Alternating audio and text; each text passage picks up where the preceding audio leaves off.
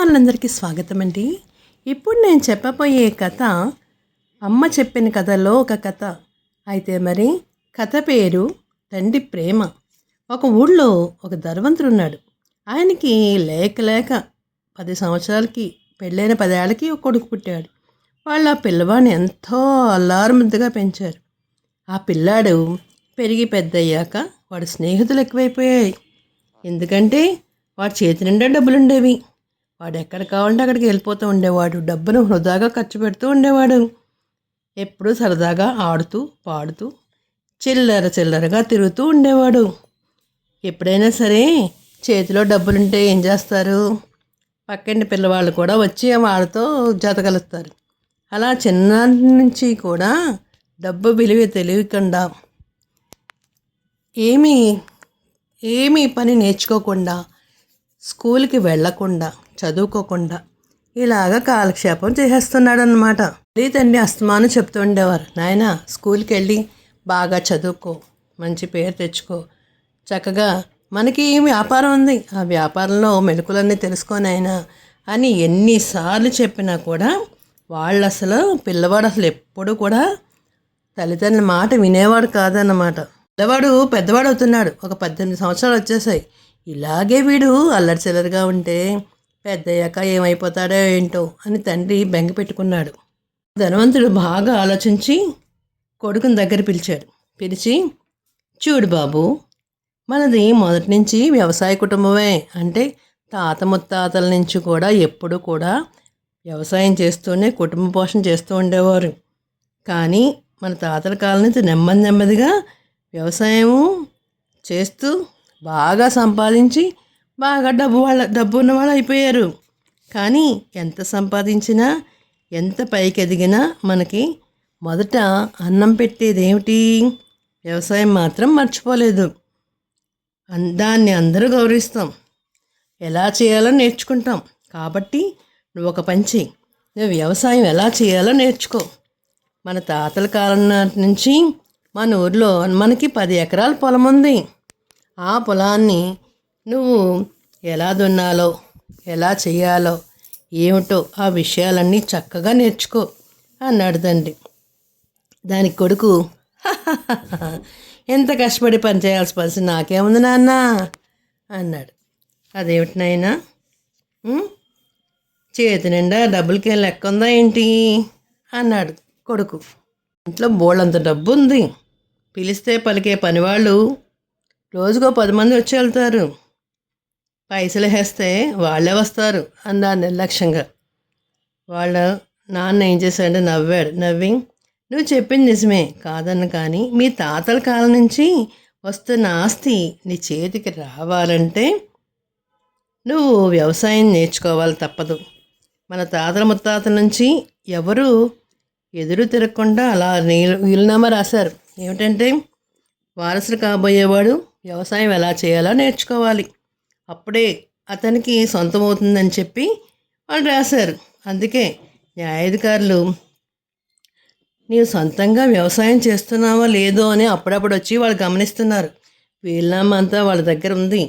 వాళ్ళు సంతోషపడ్డారనుకో ఆస్తి అంతా నీదే అవుతుంది. లేదంటే నేను చెప్పాను, ఇక నీ ఇష్టం అన్నాడు తండ్రి. ఆ మాటలకి పిల్లాడు నోట్లో పచ్చి వెలక్కాయ పడినట్టు పడింది. ఇంతవరకు ఈ ఆస్తి తనొక్కడే వారసుడు, ఎవరూ లేరు, నాకేం భయం లేదు అనుకున్నాను. కానీ ఈ ఆస్తి అందకపోతే నేను ఎలా ఉండాలి? నడివీధిలో నిలబడాల్సి వస్తుంది అని ఆ న్యాయాధికారుల మీద పేకల వరకు కోపం వచ్చింది. కానీ దారి లేదు. ఏం చేయాలి?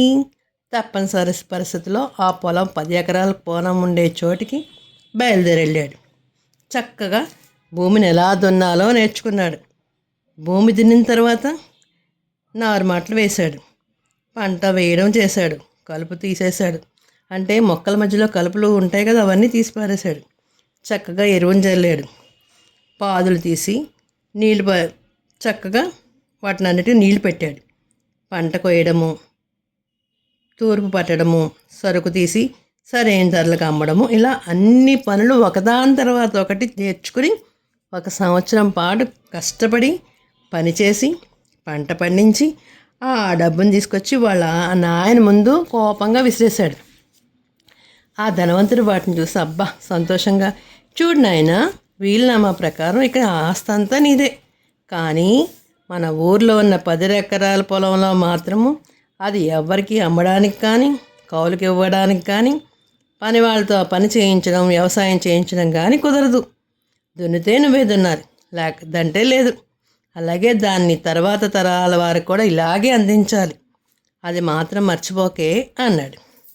కొన్ని రోజులైంది, ఆ ధనవంతుడు చనిపోయాడు. ఆస్తి అంతా వీలునామ ప్రకారం కొడుక్కి వచ్చేసింది. నాకేం, నేను మహారాజునని చెప్పి డబ్బులంతా కూడా విచ్చలవిడిగా ఖర్చు పెట్టేశాడు.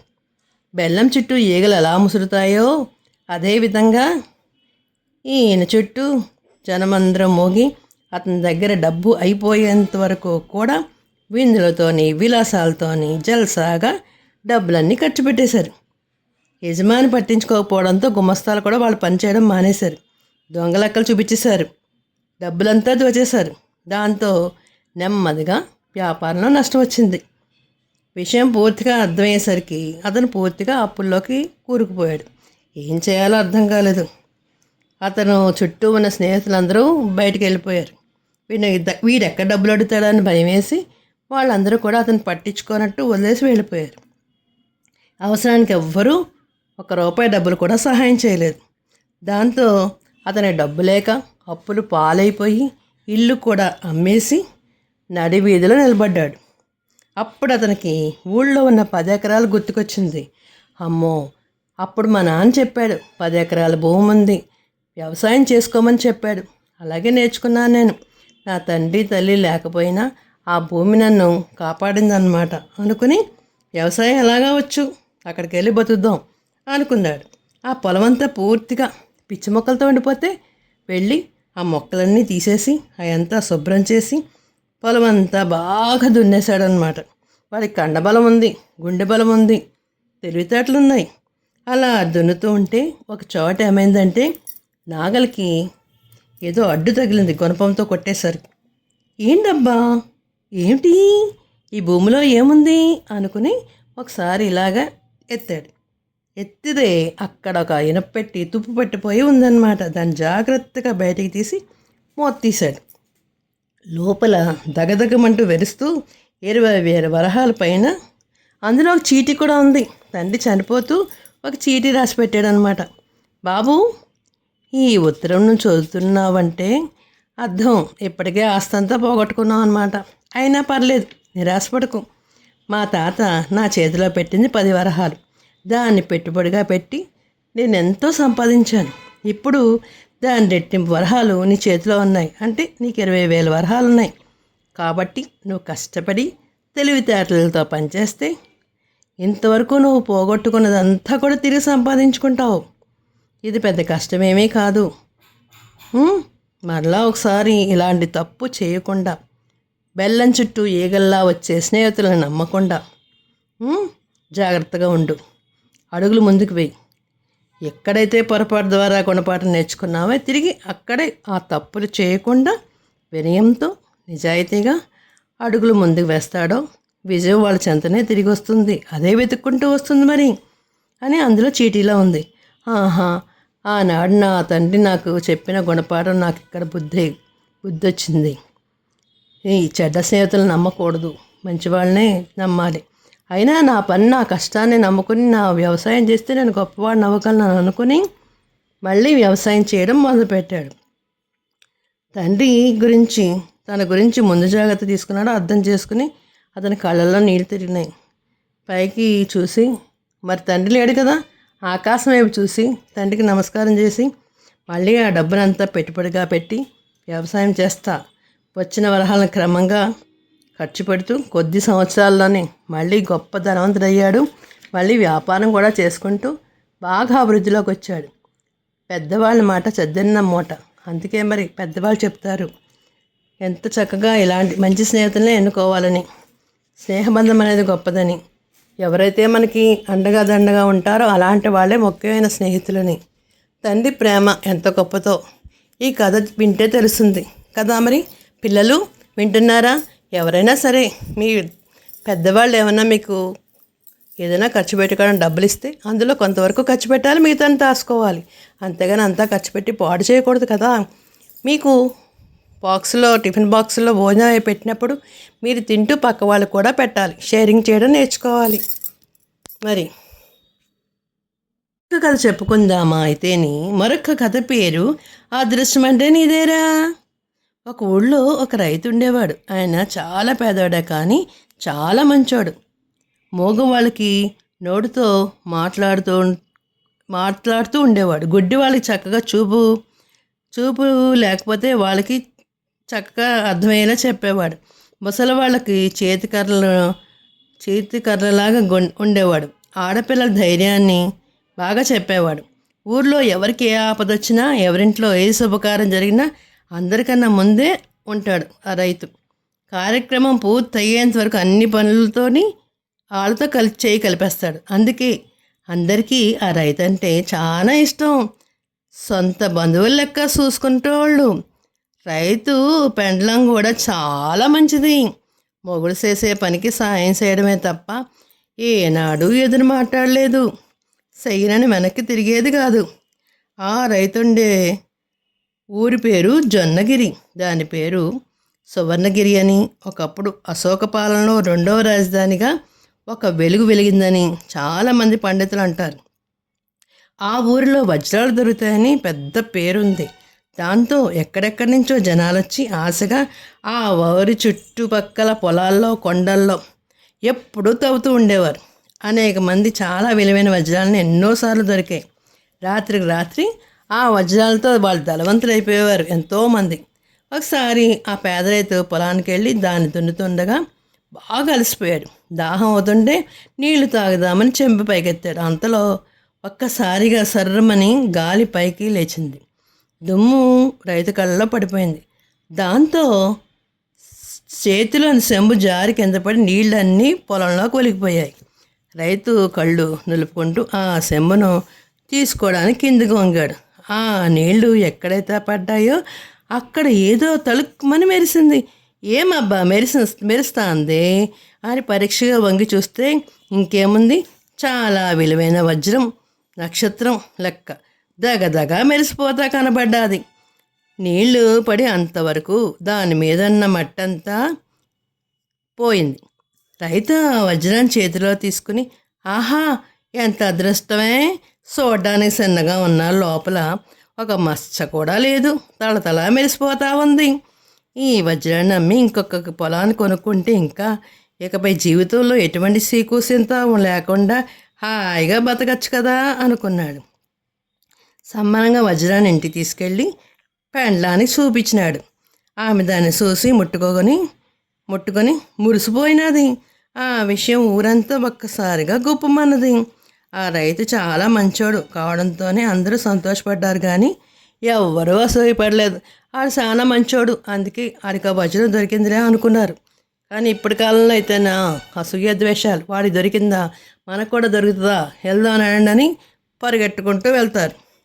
నీ మంచితనమే నీకు మేలు చేసినది, నీవు పాటించిన ధర్మమే నీకు వజ్రాన్ని దొరికేలా చేసింది అని మెచ్చుకున్నారు. ఆ రైతులు పక్క ఊరి వజ్రాల వ్యాపారి తర్వాత రోజు వచ్చి దానికి సరైన ధర ఇచ్చి చెల్లించి తీసుకోమని కబురు చెప్పాడు. ఆ రాత్రి దాన్ని భద్రంగా గూట్లో పెట్టి హాయిగా నిద్రపోయాడు ఆ రైతు.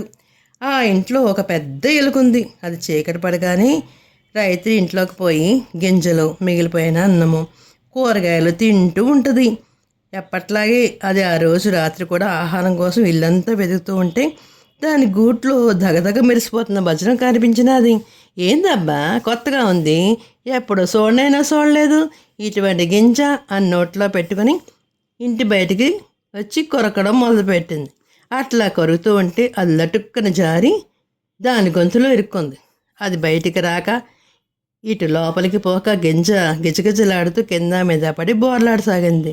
ఆ చప్పుడికి పొదలో పడుకున్న ఒక పాము వచ్చి దాన్ని చూసింది. ఆహా భలే బాగుందే, లావుగా కొవ్వు పట్టి నిగరనాడుతుందే, ఎన్నాళ్ళ నుంచో దొరికింది ఇంత మంచి ఆహారం, ఈరోజు దీన్ని పట్టుకుని పండగ చేసుకుంటా అనుకుని నెమ్మదిగా పొదల మాట దాచిపెట్టుకుంటూ ఎలుక దగ్గరికి వచ్చింది. ఎలుక వజ్రం గొంతులో కొరుక్కొని కరకల్లాడుతూ ఉంది కదా, అది పాము గమనించలేదు. అంతే, ఇంకేముంది, పాము ఎలుకలు లటక్కన పట్టుకుని గబుక్కన మింగేసింది. అంతే, ఆ వజ్రం ఎలుకతో పాటు పాము నోట్లో కూడా వెళ్ళిపోయింది. పాము ఎలుకను మింగి సంబరంగా చెట్టు కింద పొదలో హాయిగా చుట్టుకుని పడుకుంది. పాము ఏం చేస్తుంది, ఏదైనా జంతువుని తిన్న వెంటనే దానికి ఎలా అరుగుతుందంటే ఒక చెట్టుకి పట్టేసుకుంటుంది అనమాట, చుట్టేస్తుంది. అప్పుడు దాని కడుపులో ఉన్న ఆహారం అంతా అరుగుద్ది అనమాట. ఆ చెట్టు పైన పెద్ద గద్ద ఉంది. దానికి ముందు రోజుంది తినడానికి ఆహారమే లేదు. దాంతో ఆకలితో అలమల్లాడిపోతుంది ఆ గద్ద. చెట్టు పైన కూర్చుని చుట్టూ చూస్తుంది. దానికి పొదలో పడుకున్న పాము కనపడింది. ఆహా, దొరికిందిరా, మంచి పసైందనే విందు భోజనం అనుకుంటూ ఆ గద్ద సర్రన దూసుకొచ్చి పాము తన వాడి గోళ్లతో పట్టుకుని ఒక్కసారిగా పైకెగిరింది. పాము అదిరిపడి నిద్రలేచేలోగా తన వాడిన ముక్కుతో పొడిచి చంపేసింది. ఒక చెరువు పక్కన పెద్ద చెట్టుంటే దాని మీద వాలి తినడం మొదలుపెట్టింది. అట్లా తింటా ఉంటే మధ్యలో వజ్రం వచ్చింది. అది దగదగలాడుతూ మెరుస్తూ ఉంటే తినేదో కాదో దానికి అర్థం కాలే. ముక్కుతో టపటపా కొట్టింది, చూసింది. అది బాగా గట్టిగా ఉండడంతో పనికాని రానిదని దాన్ని కింద చెరువులో పడేసింది. సరిగ్గా అదే సమయంలో అక్కడికి ఒక పెద్ద చేప వచ్చింది. ఆ వజ్రం సరిగ్గా దాని నోట్లో పడింది. అంతే, దానిని గడుక్కున మింగేసింది. ఆ తర్వాత ఆ రోజు ఆదివారం అంటే చాలామంది కోళ్ళు, మేకలు, చేపలు, రొయ్యలు తింటూ ఉంటారు కదా. మరి దాంతో వాటికి బాగా గిరాకీ పెరిగిపోయింది. అందుకని జాలరు ఏం చేశారు, చేపలు పట్టడానికి చెరువులోకి వచ్చారు. వలలు వేసేసారు. ఒకడు వలలో పెద్ద చేప సిక్కుకుంది. ఆహా, ఎంత అదృష్టం, పొద్దున్నే నక్కతోక తొక్కొచ్చినట్టున్నా, అందుకే ఇంత పెద్ద చేప దొరికింది అని అనుకుని వాడు సంబరంగా దొరికిన చేపల గంపలో వేసుకొని అమ్ముకోవడానికి ఊర్లోకి వచ్చాడు. రైతు బెండలాము ఈరోజే పొద్దున్నే లేచింది. మొగుడు చాలా రోజుల నుంచి చేపల కూర చేయమని ఒకటే గొడవ, ఒక్కరోజైనా చేయలేదంటూ దుడ్లు రేపు చేస్తా, ఎల్లుండి చేస్తా అంటూ ఒక్కో రోజు దాటేస్తూ వచ్చింది. నిన్ననే కూలి డబ్బులు చేతికొచ్చాయి. దాని తోడు వజ్రం దొరికింది కదా, ఆ సంబరం తోడైంది. దాంతో మొగునికి మంచిగా చేపల కూర చేసి పెడదామని ఇంటి ముందు నిలబడి ఎదురుచూస్తుంది. వాళ్ళ పక్కింట్లో బాగా డబ్బున్న కుటుంబం ఉంది. ఆమె కూడా పొద్దున్నే లేచి మొగుడికి చేపల కూర చేసి పెడదామని తలుపు కాడ నిలబడి ఎదురుచూస్తూ ఉంది. అంతలో చేపలు అమ్మేవాడు ఆ వీధిలోకి వచ్చినాడు. వాళ్ళిద్దరూ వాడిని పిలిచారు. పెద్ద చేప, చాలా ఖరీదు కదా. దాంతో పక్కింటి ఆవిడ కొనుక్కుంది. రైతు పెండ్లాము చిన్న చేపను కొనుక్కుంది. రైతు పొద్దున్నే లేచి సంబరంగా చూస్తే ఇంకేముంది, వజ్రం గూట్లో కనపడలేదు.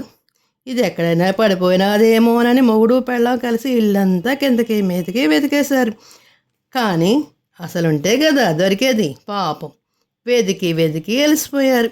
పాపం ఆమె కళ్ళ నుండి నీళ్లు కారాయి. అదృష్టం చేతికి చిక్కినట్టే చిక్కి జారిపోయిన సుమా అని బాధపడ్డారు.